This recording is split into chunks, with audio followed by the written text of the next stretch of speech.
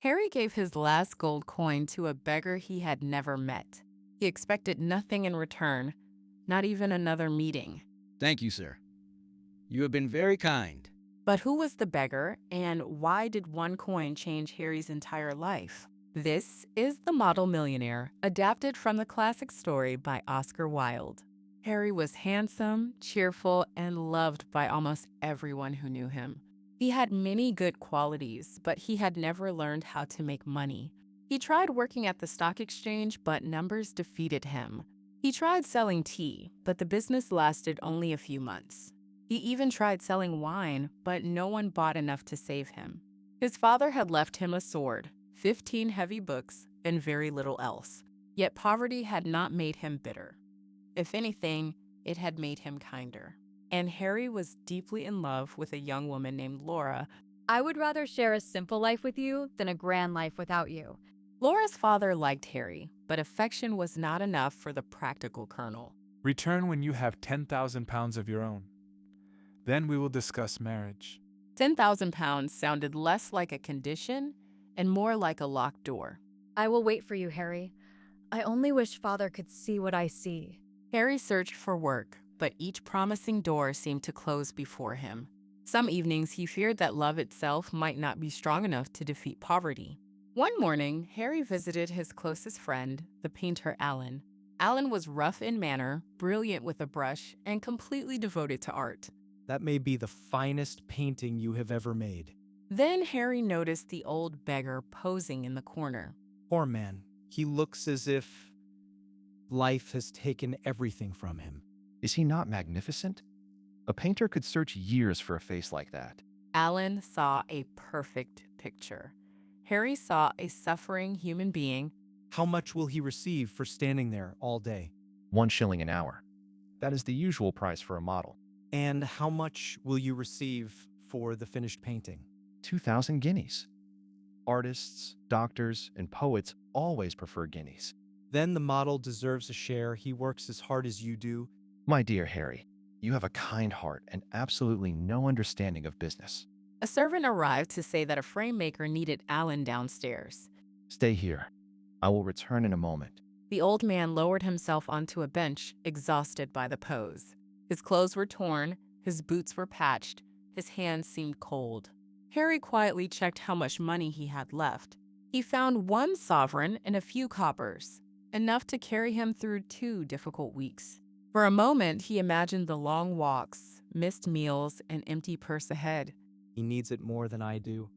Once Harry made the decision, he did not allow himself to reconsider it. Please take this. I hope tomorrow is kinder to you.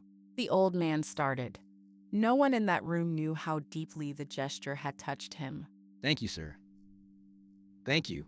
Harry asked no question, offered no advice, and expected no reward. Alan returned, and the old man immediately resumed his pose. I should go. Give the old fellow a rest when you can. With no sovereign left, Harry walked all the way to Laura's home. You walked here again. What have you done with your money? I gave it to an old beggar. It was foolish, but I could not leave him with nothing. It was terribly impractical, and exactly the reason I love you. Her gentle scolding made the sacrifice feel lighter. That night, Harry was poorer than ever, yet he did not regret the gift. Near 11 o'clock, he found Alan in the quiet smoking room of the Palette Club. Did you finish the portrait? Finished and framed. And by the way, you made quite an impression on my model. After you left, he asked your name, your address, your income, and all your hopes. Alan, you did not tell a stranger all my private affairs. I have some old clothes he could use. His rags were almost falling apart. Never. In a good coat, he would be useless to paint. He also knows about Laura, her father, and the 10,000 pounds. You told a beggar the most private and painful part of my life? Alan stared at Harry for a moment. Then a slow smile crossed his face. My dear Harry, that old man is not a beggar. He is one of the richest men in Europe. He could buy half of London without borrowing a penny. What are you talking about? The man in my studio was Baron Henry, the famous millionaire. Harry remembered the old man's eyes and suddenly understood. He commissioned me to paint him as a beggar. The disguise was his own idea. Good heavens, I gave a millionaire my last sovereign. Alan laughed until tears filled his eyes. He must think I am the greatest fool in London.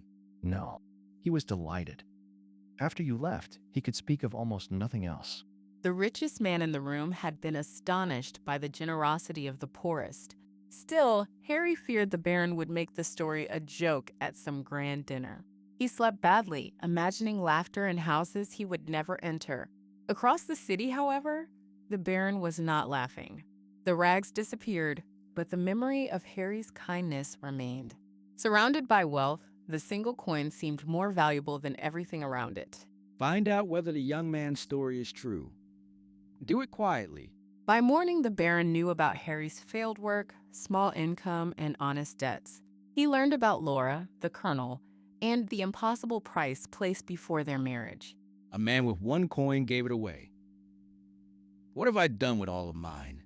Before the city woke, Baron Henry decided how Harry's kindness should be answered.